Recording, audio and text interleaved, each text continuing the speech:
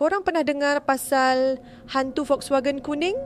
Ini adalah urban legend paling ikonik di Lebuh Raya Karak. Tapi sebelum aku mula, aku nak tegaskan, ini hanyalah cerita lisan orang-orang lama. Kesahihannya tak dapat dibuktikan dan tiada rekod rasmi. Anggaplah ini sekadar kisah misteri jalanan. Ceritanya bermula bila korang memandu di Karak waktu tengah malam, jalan sunyi dan berkabus. Tiba-tiba korang nampak sebuah kereta Volkswagen Beetle lama warna kuning. Dia bawa perlahan, sangat perlahan, tapi dia duduk di lorong kanan. Lorong memotong. Korang bagi high beam, dia buat tak tahu je, dia tetap cruising makan jalan. Bila kesabaran korang dah hilang, korang pun tekan minyak dan potong kereta tu dari sebelah kiri. Masa korang potong tu, secara automatik korang akan toleh ke kanan nak tengok siapa pemandu dia, kan? Masa inilah jantung korang akan gugur.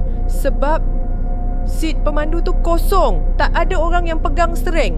Kereta tu bergerak sendiri. Dan igawan ngeri tak habis kat situ.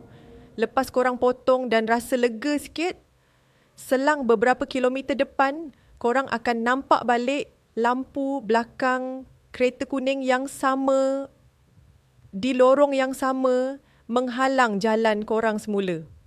Orang kata, kalau jumpa dia, jangan potong, jangan layan, biar je dia memotong. Korang pernah terserempak?